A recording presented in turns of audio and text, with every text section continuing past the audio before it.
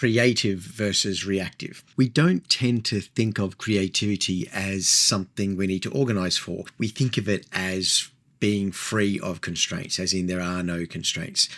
We can do whatever we like. That is what creativity is all about.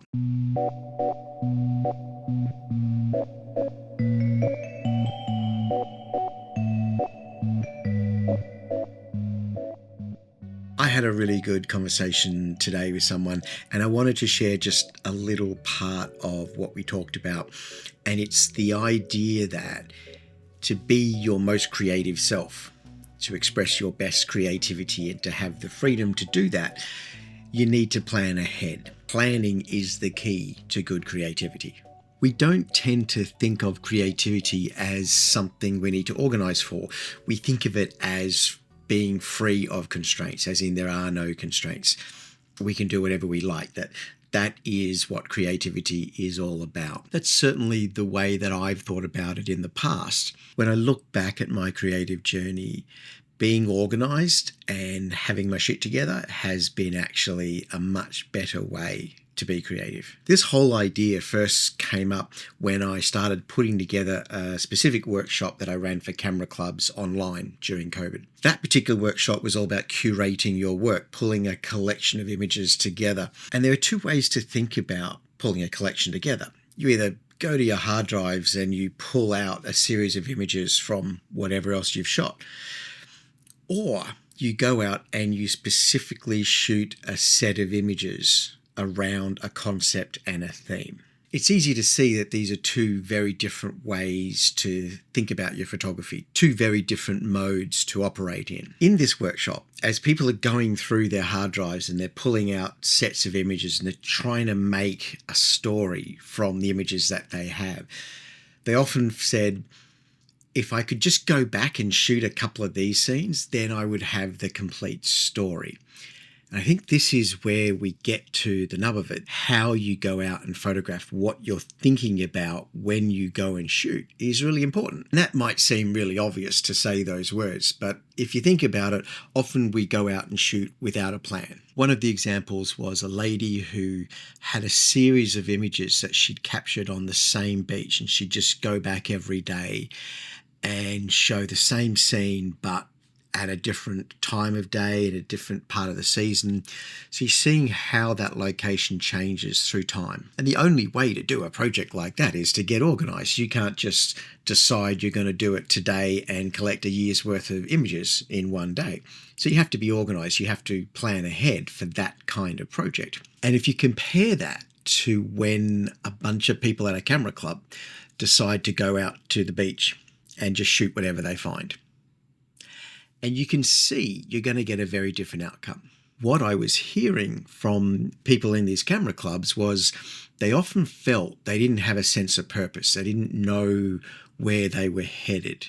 So they'd turn up to the beach, but they didn't have a game plan. Having a game plan really does change what you're doing. It changes how you feel about your photography, I think. Imagine you turn up to the beach and you have a plan to document all of the different plants that are growing in the sand dunes, the different grasses and maybe some of the shrubs behind them. And you are putting together a story of the ecosystem. Or you might want to document things that get washed up on the beach. You can have a collection of images looking at what the tide brings in. It doesn't really matter what your concept is. Simply having a concept, having something to work towards gives you focus. And instead of trying to shoot everything, you're concentrating on the things that connect with your concept. I think it's easy to see the value of this. I think it's easy to understand that when you go out and shoot, if you have a game plan, if there's something you're actually going after, that might lead you closer to the photographs you want to get.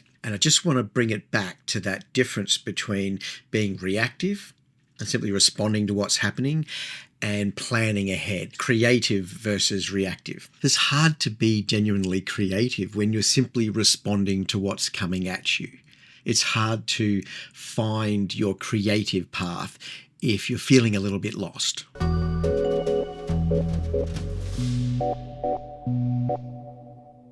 I think there's a cultural expectation that if you're a creative person, that somehow you're not a very organized person, that you're not good at planning and you're not good at structure. I've been really lucky in my career. So much of my photography has been for editorial purpose. So I'm shooting for a magazine, or I'm shooting for a tourist board or a travel company, and I have some idea of what they're going to do with the images. So I'm thinking about what they need, or what the magazine needs, or what an editor needs.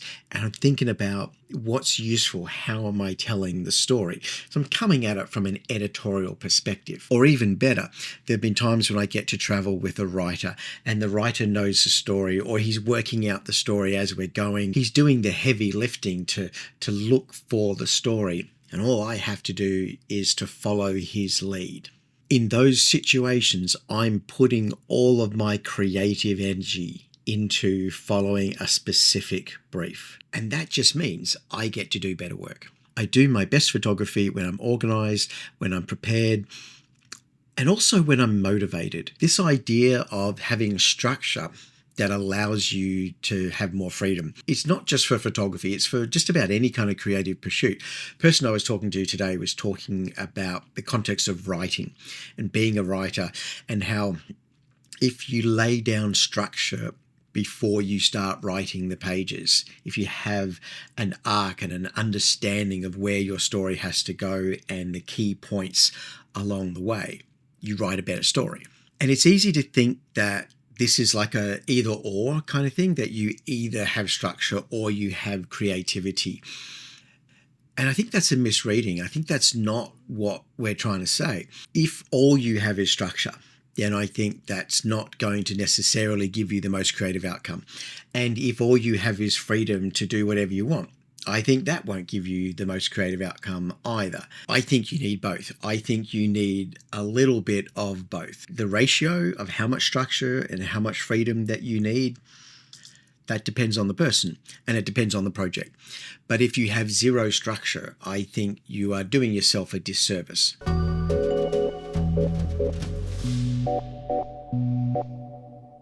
If you think about right now something that you would like to do, say you want to make a book, and you think about that book and you put yourself into that time in the future when you have that book, and what does it look like? And you think about all the details that are in that finished object, and now start working your way back. Where do you need to start from to end up with that book? What is the concept of the book? What is the idea within the book?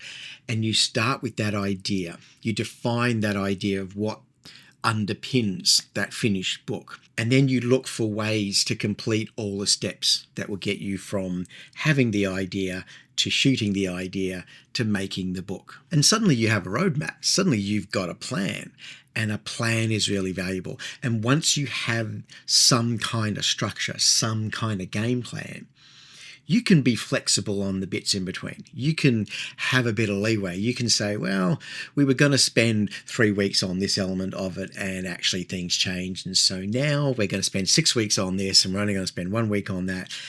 You can change what you do after you get started. The structure doesn't mean you can't be flexible.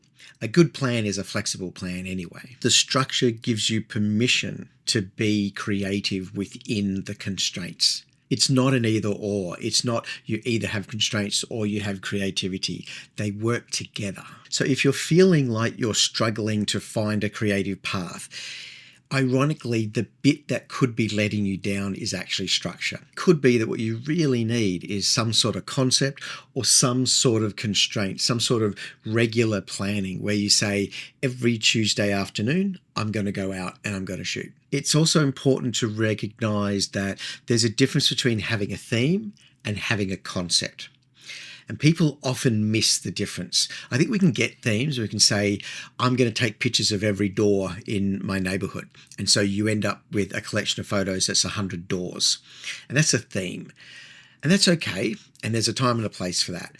I'm not so interested in themes. I'm much more interested in the story. And if there's a concept behind the story, that's even better. So if you think of that 100 doors, a different way to look at it, if you want a story, I'm going to say, walk me through the door. Show me what's on the other side of that door. Show me the detail of the door. Show me the character. Where is the story with that door? So that was my thought today. The difference between a theme and a concept and digging into a story and planning ahead and planning for when you're going to go shoot and how you're going to go and shoot and what you want to come back with. And the more you can flesh out some of those ideas and workshop those ideas and look for a good structure that's going to work for you, that can really open the doors to being far more creative with the time that you're putting into the craft.